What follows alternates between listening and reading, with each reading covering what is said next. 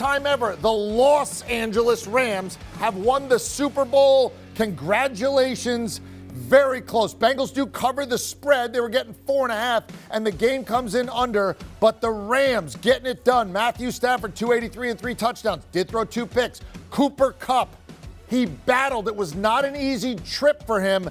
But when it counted, second half of the fourth quarter, Kupp making play after play, including a 4th-and-1 rush to keep a drive, the key drive, alive. Also caught 2 touchdowns. Joe Burrow, 263 and a touchdown. Joe Mixon threw a touchdown pass. Also at 72 rushing yards. Cincinnati had a great year, but the Rams can get fitted for the rings.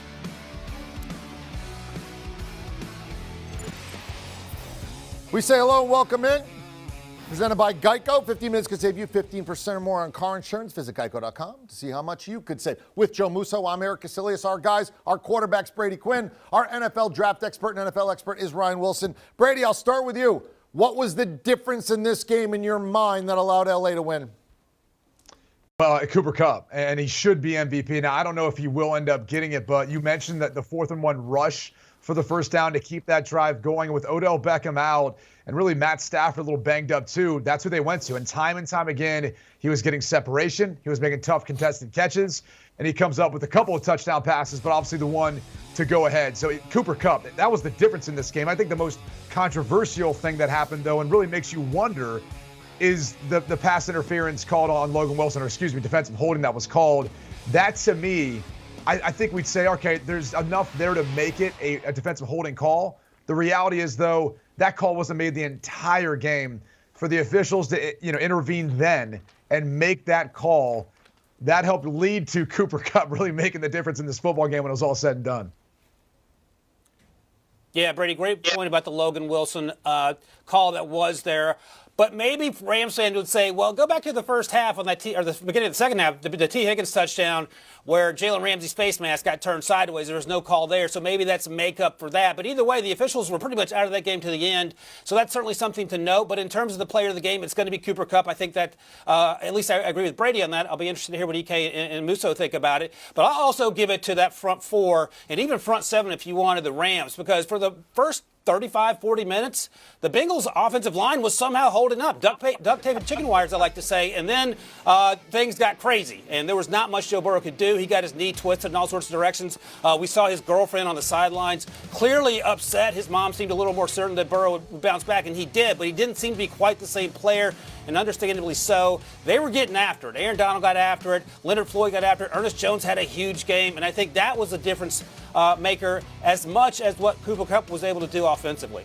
You never have to pull my leg to give a wide receiver an accolade, so it's Cooper Kupp MVP or we riot, gentlemen. We'll see what that news is here momentarily. But we talked at halftime, Brady, about the job that we were doing, whether it was chicken wire and duct tape or whatever they were putting together on that front line there for Cincinnati. It was 1 sack in the first half, but 6th in the second half. 7 total sacks here for LA, and it really changed the momentum in this game. What did you see different by the front 7 out of LA in the second half? Were you seeing stunts? Were you just seeing breakdowns? What was different from the first 30 minutes? It was a combination of all of it. Obviously there were some breakdowns from time to time. You saw that. And clearly just when Aaron Donald's in a one-on-one matchup, he's going to win that 9 times out of 10 in the NFL on any given Sunday. Schematically, though, really what they were doing is they were overloading one side of the offensive line. They were putting 3 defensive linemen or 2 D tackles and a defensive end to one side of the offensive line. And that really limited the ability of what that Bengals offensive line could do with their slide. And it caused a lot of one-on-one matchups that obviously we saw in the second half really just feasted on the offensive line for the Cincinnati Bengals. The other thing you kind of mentioned is some of the stunts. Some of the pressure you saw, too, it's really taking those defensive ends and wrapping them back inside to push Joe Burrow off the spot, which he seemed ginger, especially after that knee injury, and he really couldn't move the football. But the reality is, too, and this may be a little bit debated or maybe seem like a hot take, Joe Burrow didn't play that great tonight. He missed some reads. He missed some throws. He seemed at times a little bit shaken up.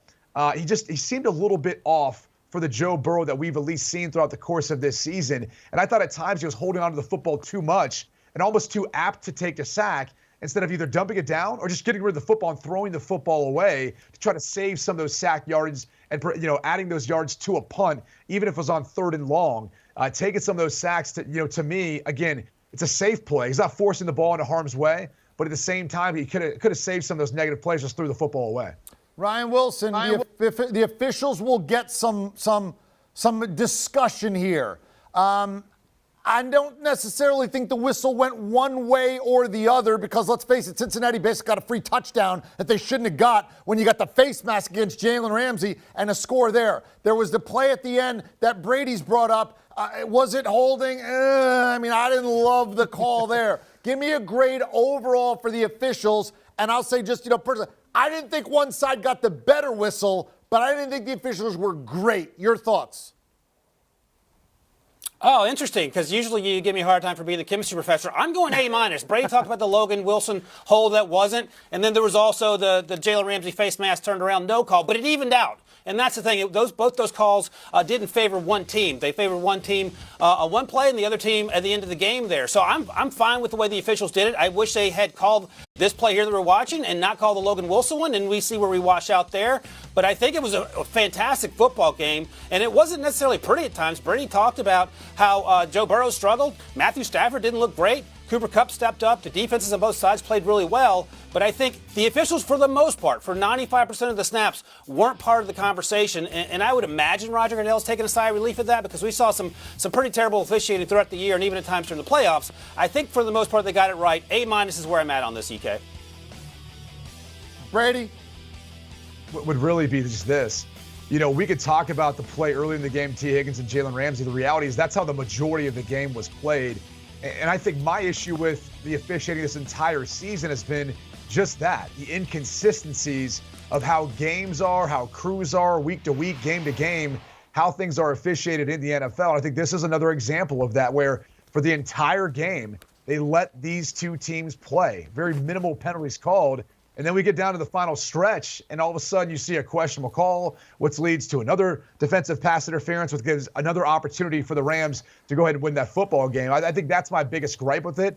If you had to have me give them a grade, I'd say maybe a C at best, only because I think if you're really being technical, should have been a lot more penalties called in it. And then I think if you're really being harsh on them, they should have intervened in the end. If they didn't in the entire game, they let these guys play. Guys, these types of games, these types of moments, there's always the what-if factor. And if LA doesn't come away with the win, it's the first down play where Stafford misses the crossing route to Jefferson, just airmails one. He doesn't have to live with that what-if. What's the what-if play on the Cincinnati side of things here, Brady? The one that Joe Burrow's just going to be burning out the tape on, saying, what if we hit that one?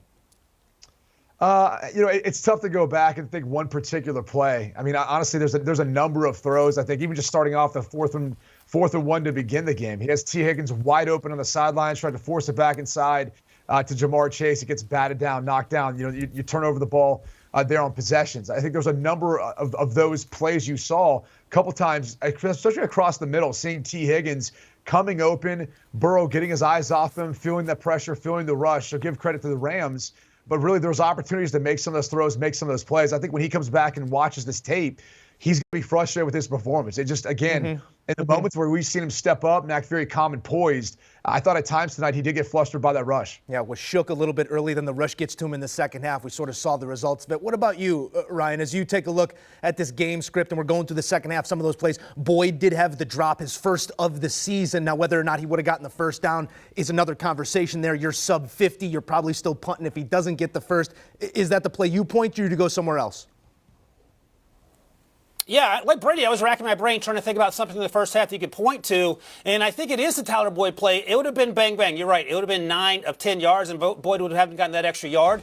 But as you mentioned, Joe, he hadn't dropped a pass all season. What are we doing? I understand the magnitude of the situation, but you're sure-handed. You're the slot guy. You've made this play a million times, and he just peeks up there, and it just doesn't happen. Now, does that change the tenor of the game? Maybe. You can see the score there, 20-16. The clock's moving, and I don't know if Joe Burrow will go back to a particular play, maybe some of those sacks that Brady's alluded to, but I think that Tyler Boyd play will certainly keep Tyler Boyd up. And I'll just add this, and I would actually be interested to hear what Brady thinks about this, but the throw that got Odell Beckham hurt late in the second quarter, that is 100% a bad throw by Matthew Stafford on a pass that he has to make all the time. Now, you're not going to expect someone to suffer a knee injury and miss the football game, but if he hits him in stride, Odell Beckham's probably still running. It's those little things that add up over the course of a game, over the course of a season, that can come back to bite you. Obviously, it worked out for them there, but that ball's just a hair behind him on a little shallow that he's thrown 1,000 times, and you just wonder what could have been. And one more thing.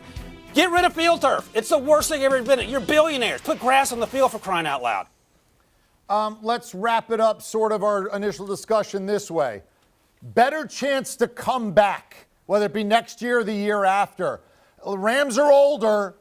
They don't have any picks. They may lose some guys, but no more Brady in the NFC. I don't know what's going on with the Saints. And in the AFC, yes, since he's young, but you got to deal with Mahomes and Josh Allen. Better chance to come back to this game next year, Brady Quinn. I think it's the Bengals. Look, they're the younger team. They're the team that got here really no one expected them to. They still have another draft, another offseason to build around Joe Burrow. And you looked at this team, and when you stacked them up or compared them to the Los Angeles Rams, you're saying, what do they have that the Rams don't? Really, only Joe Burrow. So I think they'll continue to build. They'll have an opportunity to get back to this. You make some valid points about the difficulty of navigating through the NFC. But, look, maybe Tom Brady comes back. We don't necessarily know that. There's a rumor now he may be out to it. And plus, for the Rams, not only could they lose players, they're going to lose their offensive coordinator, Kevin O'Connell. He's going to become the next head coach of the Minnesota Vikings. You got a vacancy there. And there's a chance that, look, what we heard about Sean McVay, maybe he steps away after winning a Super Bowl now and goes into a broadcast booth. That's been kind of thrown out there. So I think there's a lot up in the air for this Rams team heading into the offseason. They should celebrate all they want right now because I'm not sure when they're going to be back here again.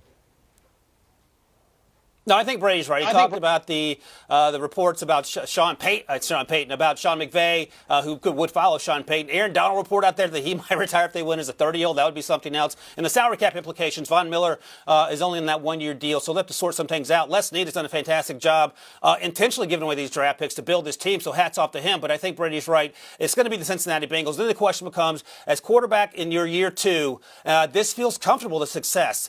How often or how do you sort of overcome this loss in the final game of the season, and can you get back there quickly? The division is going to be tough. No Big Ben, so that's good. Lamar Jackson will be back. We'll see where Baker Mayfield and Kevin Stefanski are in their journey, but it's not going to be easy. Mac Jones will be a year better in New England. There will be some other young teams, the Bills, of course, and that'll be their challenge. But I think it's going to be the Bengals, and I don't want to say it seems like an easy choice over the Rams because the Rams just won the Super Bowl. I go the other way. But they're younger. I'm shocked. I thought you were going to go the other way. I mean, listen, I don't have to deal with Mahomes. I don't have to deal with Josh Allen. I mean, if I'm the Rams, if Rodgers doesn't come back to Green Bay, I'm not sure who's doing anything in the NFC. They might be the favorites. But the Bengals, I mean, I got to deal with Lamar Jackson in my own division. I respect what you're saying. That's why I think it's, debate. I'm glad you guys agreed. And I think your answers are both, of course, well thought out, but surprised me. LA's division tough as well. A lot of work to be done to get to this moment. And this game we love continues to be the best soap opera there is, gentlemen. And for the second straight season, quarterback goes to a new team in a new city and wins a Super Bowl on his home field. Brady didn't need it for his legacy. Stafford needed this game. Ryan, as you now reassess what we think of Matthew Stafford, the quarterback, put a period at the end of the sentence, what does that sentence read? Well, first off, Musso, if I'm Cliff Kingsbury, I'm saying, hey, Kyler Murray, the Super Bowl's in Arizona next year. Calm down. It'll be all good. Don't worry about it. But what does this mean for Matthew Stafford? We know our buddy Will Brinson has been all over the Matthew Stafford's going to the Hall of Fame if he wins this game. And as we've been talking about the last few minutes here, he didn't have a great performance. I don't know if this is enough to get him over the hump in terms of the Hall of Fame situation.